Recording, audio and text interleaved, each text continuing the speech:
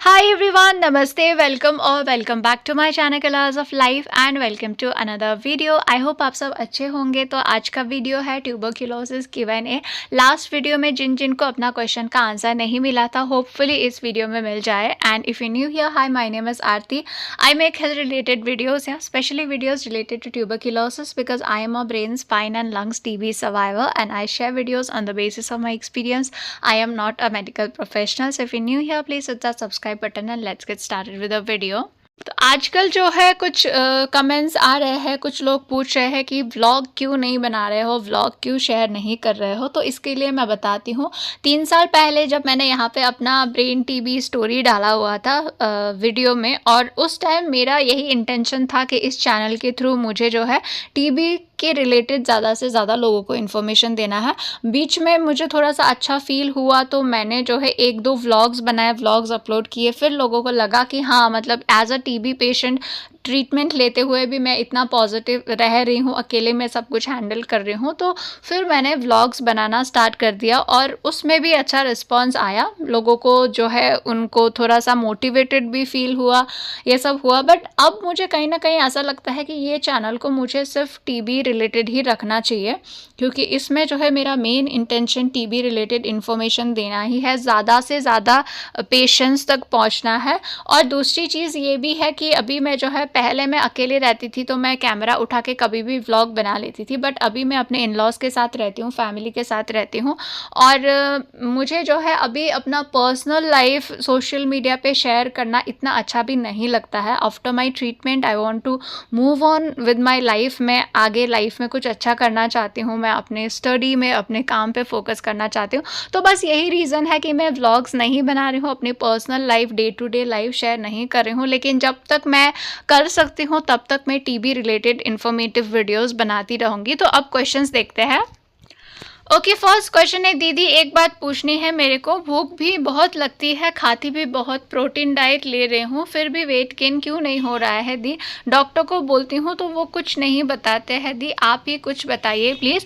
TB treatment start होने के 6 महीने तक मेरा भी यही हाल था, मेरे को खाने के बाद भी वेट गेन नहीं होता था। तो अगर आप जो है बचपन से ही स्किनी है, आपका टीबी ट्रीटमेंट स्टार्ट होने से पहले भी आपका वेट ज़्यादा नहीं था, तो टीबी ट्रीटमेंट शुरू होने के बाद भी आपका वेट एकदम से वेट नहीं बढ़ेगा। टीबी ट्रीटमेंट में आपका कितना वेट लॉस हुआ था, अगर ज़्यादा वेट लॉस हुआ था तो आपको थोड़ा सा वो वेट गेन पे ज़्यादा फोकस करना चाहिए। अगर वेट लॉस भी कम हुआ था और आपका वेट ठीक है तो आपको इतना ज़्यादा परेशान होने की ज़रूरत नहीं है, क्योंकि वेट गेन होने के लिए टाइम लगता है। ऐसा नहीं होता है कि आपका ट्रीटमेंट स्टार्ट हो गया, आपने खाना अच्छे से खाना शुरू कर दिया तो वेट गेन बहुत जल्दी हो जाएगा, ऐसा नहीं है।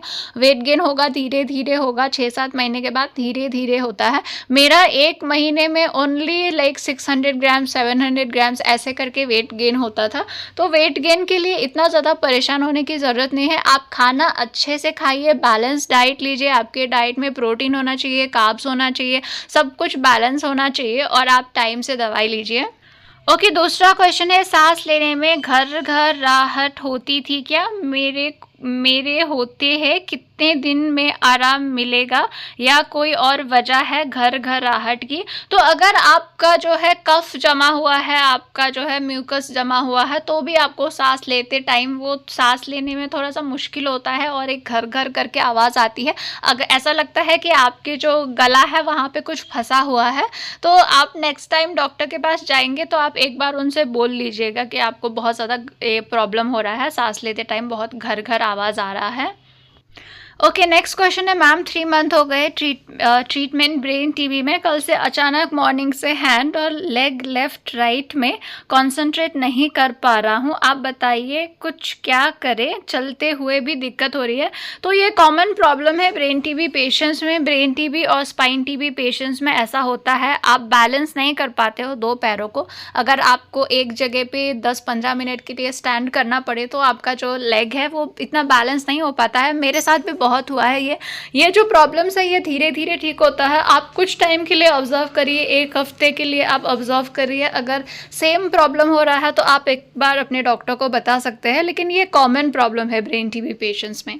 उसके बाद टीबी की मेडिसिन गवर्नमेंट हॉस्पिटल के अलावा कहाँ से ले, प्लीज़ बताइए। तो टीबी के मेडिसिन गवर्नमेंट हॉस्पिटल में मिलते हैं, लेकिन प्राइवेट से भी आप ले सकते हैं, लेकिन प्राइवेट में हर जगह टीबी का मेडिसिन नहीं मिलता है। मैंने सेंट जॉन्स हॉस्पिटल से ट्रीटमेंट लिया है, तो वहाँ के फार्मेसी से मेडिसिन मिल जाता था, तो मैंने पूरा टाइम वहीं से लिया है मेडिसिन। लेकिन अगर कभी वहाँ पर मेडिसिन की शॉर्टेज हो जाती थी, नहीं मिलता था, तो मुझे बहुत ज़्यादा मुश्किल होती थी मेडिसिन ढूंढने में, क्योंकि बाहर जो लोकल मेडिकल स्टोर्स है वहाँ पे बहुत मुश्किल से मिलती है टीबी की मेडिसिन, नहीं तो नहीं मिलती है, वो भी टीबी की मेडिसिन बिना प्रिस्क्रिप्शन के नहीं मिलती है। तो आप पहले तो लोकल मेडिकल स्टोर्स में देख सकते हैं, आप जो है वहाँ पे पूछ सकते हैं प्राइवेट मेडिकल स्टोर्स में। अगर वहाँ पे भी नहीं मिलता है तो आप ऑनलाइन भी कर सकते हैं। ऑनलाइन में इंडिया मार्ट में भी शायद मिलता है, नहीं तो मेड प्लस में भी मिलता है। तो मेड प्लस में आप ऑनलाइन देखते हो तो आप ऑनलाइन, पहले मैंने एक बार ऑर्डर किया था, लेकिन सेकेंड टाइम जब मैंने ऑर्डर करना चाहा तो वो सेल पे नहीं था, अवेलेबल था लेकिन ऑनलाइन नहीं बेच रहे थे वो लोग। तो फिर मैंने वहाँ से कॉल करके फिर मैंने मेडिकल स्टोर, उनका जो नियर बाय मेडिकल स्टोर था वहाँ पे जाके लिया था। तो आप पहले तो लोकल जो प्राइवेट मेडिकल स्टोर्स है वहाँ पे आप जाके पूछ सकते हैं प्रिस्क्रिप्शन के साथ। अगर नहीं मिलता है तो आप ऑनलाइन भी देख सकते हैं। Okay, next question, 6 months TB के मेडिसिन लेने के बाद क्या दोबारा टीबी हो जाती है? तो दोबारा टीबी होने का, टीबी रिलैप्स होने का बहुत सारा रीज़न हो सकता है। एक तो ये होता है कि आपने 6 मंथ्स मेडिसिन ली, लेकिन आपने टीबी मेडिसिन स्टॉप करने से पहले अपना टेस्ट नहीं कराया और ऐसे ही आपने मेडिसिन स्टॉप कर दिया। तो अगर आपका टीबी पूरी तरीके से ठीक नहीं हुआ है और अगर आपने मेडिसिन स्टॉप कर दिया, तो हो सकता है कि 4-5 महीने बाद में आपका टीबी रिलैप्स हो। और भी 2-3 रीजंस है, मैंने अलग से टीबी रिलैप्स के ऊपर वीडियो बनाया है, तो वो वीडियो आप जाके देखेंगे तो आपको क्लियर हो जाएगा। और उसके साथ है, मुझे एक डॉक्टर ने बोला कि वैसे 6 मंथ है treatment, but if you want TB not come again then take it for 9 months. तो अगर आपके डॉक्टर आपको 9 मंथ्स के लिए दे रहे हैं तो आप ले सकते हैं। नेक्स्ट क्वेश्चन है, हेलो मैम, मुझे लेग में पेन होता है, मेरा ट्रीटमेंट चालू है मैम, मुझे पेरिफेरल न्यूरोपैथी है, मुझे चलने में, खड़े रहने में प्रॉब्लम होता है, tingling, numbness, burning, heaviness, needle जैसा चुभता है, यह सब होता है मैम। न्यूरोलॉजिस्ट से कंसल्ट करवाया पर दर्द कम नहीं हो रहा है, क्या पेरिफेरल न्यूरोपैथी क्यूरेबल है और कितना टाइम लगता है ये ठीक होने में अप्रॉक्स, प्लीज़ बताइए। अगर आप मुझे रेगुलर फॉलो करते हैं तो आपने मेरा पहले वाला वीडियोज़ में देखा होगा कि सेम प्रॉब्लम मुझे था और मेरा ट्रीटमेंट ख़त्म होके 2 महीने हो गए हैं और अभी तक मुझे ये प्रॉब्लम है। तो पहले बहुत सारे वीडियोस में मैंने बताया है, ये सारी प्रॉब्लम्स मुझे भी थी और ये जो है मेडिसिन के साइड इफ़ेक्ट से होता है न्यूरोपैथी। आपको डॉक्टर ने पायरोडॉक्सिन दिया होगा, वो आप जो है रेगुलरली लीजिए। और अगर थोड़ा सा भी फ़र्क नहीं पड़ रहा है तो आप नेक्स्ट विजिट में न्यूरोलॉजिस्ट को फिर से दिखा के बोल सकते हैं कि मुझे कुछ फ़र्क नहीं पड़ रहा है, क्योंकि मुझे पहले पायरोडॉक्सिन का कम डोज दिया था, 40 mg दिया था, मुझे कुछ भी रिलीफ नहीं हुआ। तो जब मैंने बताया तो फिर मुझे एक और टैबलेट ऐड कर दिया था और उससे मुझे थोड़ा सा रिलीफ हुआ था। तो अगर आपको ठीक नहीं होता है तो आप फिर से बोल सकते हैं डॉक्टर को। बाकी जो है ये जो न्यूरोपैथी की प्रॉब्लम है, जब तक आप आइसोनियाज़िड या फिर अगर आपका MDR TB है तो उसकी मेडिसिन ले रहे हो, तब तक ये प्रॉब्लम थोड़ा रहता है। और MDR TB के पेशेंट्स को ट्रीटमेंट खत्म होने के बाद तक जो है ये प्रॉब्लम धीरे धीरे रहता है, लेकिन बाद में ठीक हो जाता है। नेक्स्ट क्वेश्चन है, मेरे पति को गर्दन में गांठ की टीबी हो गई है, क्या हम बच्चा कर सकते हैं? It is your decision, totally up to you. आप बच्चा अगर करना चाहते हैं तो एक बार अपने हस्बैंड की ट्रीटिंग डॉक्टर से ज़रूर बात करिए, उनके टेस्ट कराइए, उनके ट्रीटिंग डॉक्टर से ज़रूर बात करिए। अगर आपकी ट्रीटिंग डॉक्टर बोलते हैं कि आप बच्चा कर सकते हैं तो आप बच्चा प्लान कर सकते हैं। अगर मैं अपना पर्सनल ओपिनियन दूँ, मैं एक TB पेशेंट की तरह आपको सजेशन दूँ, तो मैं अगर आपकी जगह होती तो मैं बच्चा अभी प्लान नहीं करती। उसका रीज़न मैं ये बताती हूँ। अगर आपके हस्बैंड की आज कंडीशन बहुत अच्छी है, टीबी का ट्रीटमेंट चल रहा है, उनकी बहुत कंडीशन अच्छी है, तभी आप सोच रहे होंगे कि बेबी प्लान करना है। लेकिन जब तक टीबी का ट्रीटमेंट ख़त्म नहीं होता है, पेशेंट के साथ में इतना श्योर नहीं हो सकते कि आज अगर पेशेंट अच्छा है तो कल अच्छा ही रहेगा। बहुत सारे केसेस में देखा है कि किसी को लंग्स टीबी है तो 2-3 महीने बाद वो टीबी जो है स्पाइन तक जा सकता है, किसी को ब्रेन टीबी है तो ट्रीटमेंट ख़त्म होने के 1-2 महीने पहले भी वो किसी दूसरी जगह पे चला जाता है। तो ऐसे बहुत सारे पेशेंट्स के साथ हुआ है और मेरे साथ भी हुआ है। मुझे 2.5 साल मैंने ब्रेन एंड स्पाइन टीबी का ट्रीटमेंट लिया, लेकिन 2.5 साल के बाद में मेरा लंग्स में टीबी चला गया।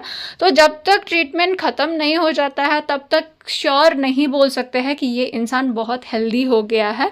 और आप सपोज़ करो कि आपने कंसीव कर लिया, आप प्रेग्नेंट हो गए, लेकिन आपको प्रेगनेंसी होने के 1-2 महीने बाद अगर आपकी हस्बैंड की हेल्थ ख़राब हो जाती है, उनको जो है केयर की ज़रूरत पड़ती है, तो आप अपनी प्रेगनेंसी का ख्याल रखोगे या हस्बैंड का ख्याल रखोगे? अगर आपके घर में केयर करने वाले बहुत लोग हैं, आपकी फैमिली सपोर्टिव है, तो आप कर सकते हो। बाकी it is totally up to you, ये आपका पर्सनल डिसीजन है। लेकिन अगर मैं as a TB patient suggest करूँ तो मैं यही सजेस्ट करती हूँ कि टीबी ट्रीटमेंट ख़त्म होने के बाद ही कंसीव करना चाहिए, प्रेगनेंसी प्लान करना चाहिए। सो फ्रेंड्स, आज के लिए इतने ही क्वेश्चंस थे। और भी क्वेश्चंस बचे हैं तो किसी को आंसर नहीं मिला है तो नेक्स्ट पार्ट में आएगा। And thank you so much for watching. आप लोग अपना फीडबैक भी कमेंट सेक्शन में देना कि आप लोगों के जो क्वेश्चंस है उनका सही से आंसर मिल रहा है, नहीं मिल रहा है, आप लोगों को कितनी हेल्प हो रही है इस चैनल से, वो भी कमेंट सेक्शन में ज़रूर बताना। And thank you so much for watching guys. अगर आप लोगों को हेल्थ रिलेटेड कॉन्टेंट देखना है तो मेरे चैनल को सब्सक्राइब कर सकते हैं। Thank you for watching. Bye bye.